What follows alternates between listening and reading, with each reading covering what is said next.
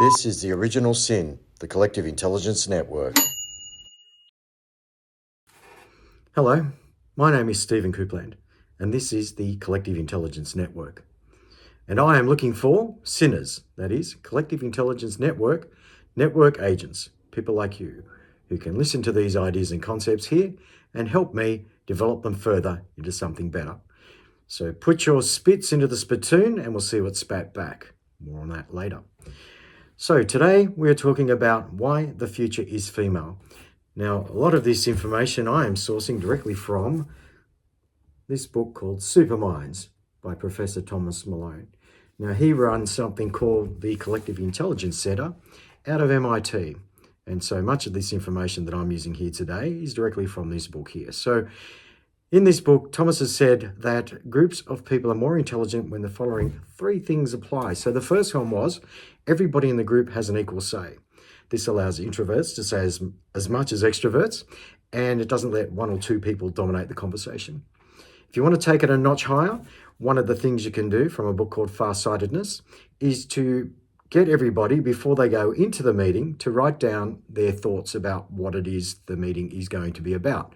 Then that way, you will unearth more nuggets, because otherwise, when people go into the meeting and someone says something, potentially they're more likely to change their mind or decide, oh, I'm not going to say that anymore.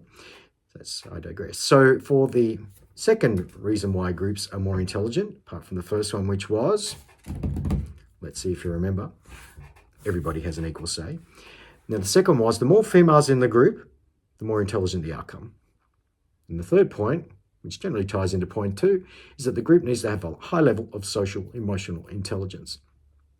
Now, that's not to say that groups of men are unintelligent. The nuance here is that with more females in the group, it's more intelligent. The reason for this is being that women generally are better at being able to read between the lines and being able to pick up what's being said that's not being said. And this carries further than just not only video, where you can actually see how the other person is, but also in the written format as well.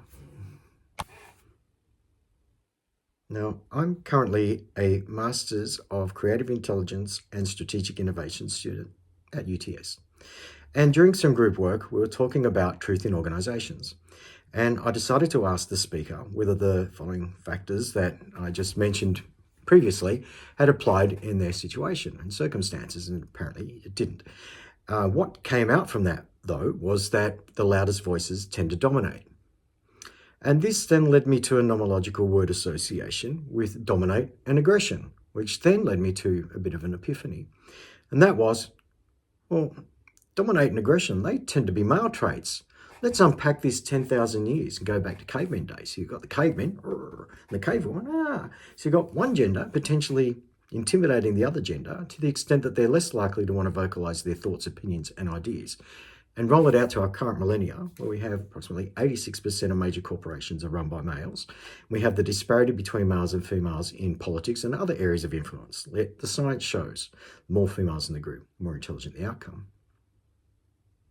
Now, taking this a step further, I tied a bit of law into this. Publicly listed companies are mandated to act in the interests of shareholders. So if they're technically not adhering to this methodology with respect to creating more intelligent decisions, then technically they're breaking the law. Now, I've had clients of mine who work in defense and high-level intelligence, and I said, you're in a very tricky sort of situation, because technically the people who have already got a vested interest in maintaining their position and power will do what they can to push out anything that looks like it might threaten that, which makes it very difficult to then come up and tell these people that we could make smarter decisions by doing these things.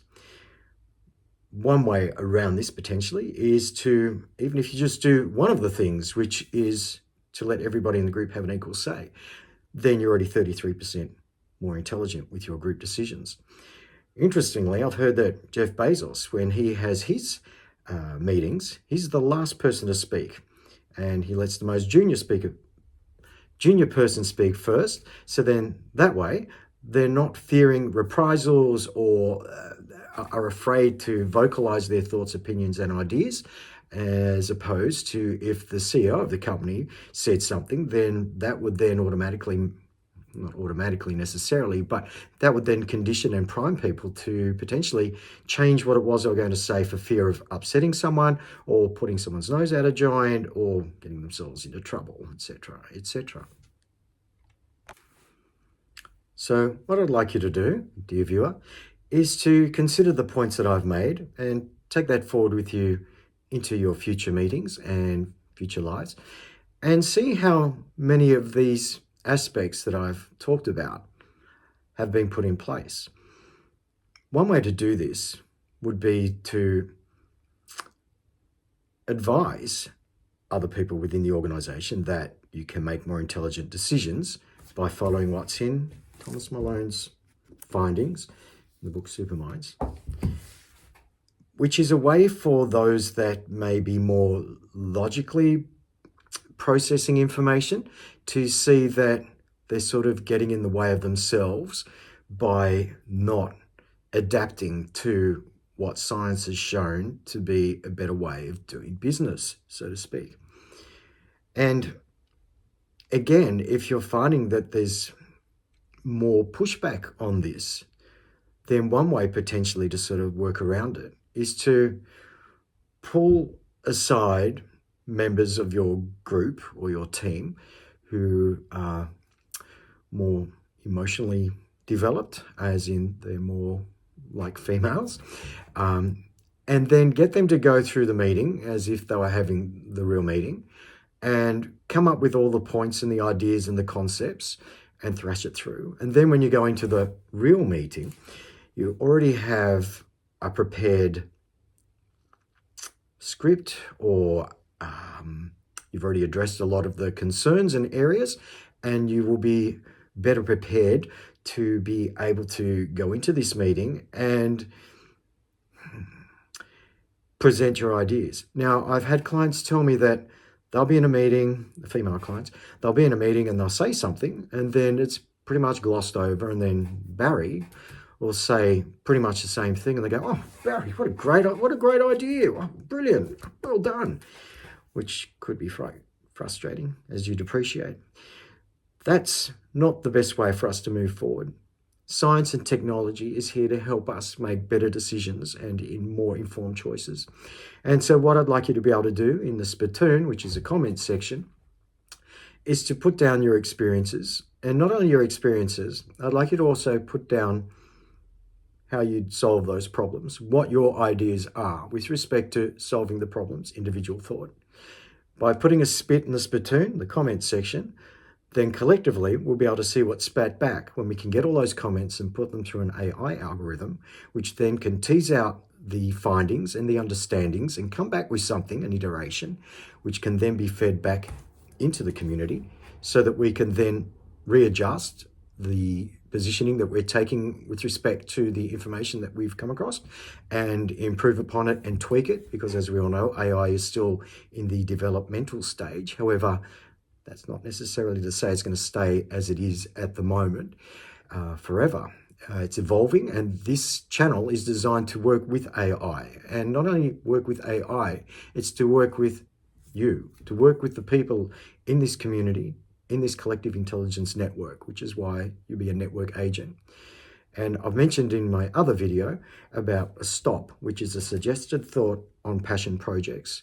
Now, I can't be across every single project, obviously, but those of you that have got something you're very passionate about could create a channel around that. And then I'm looking at having a way to link that channel to this channel so we can spread out the tentacles of this collective intelligence network so that we can touch into those areas that are of concern to yourself.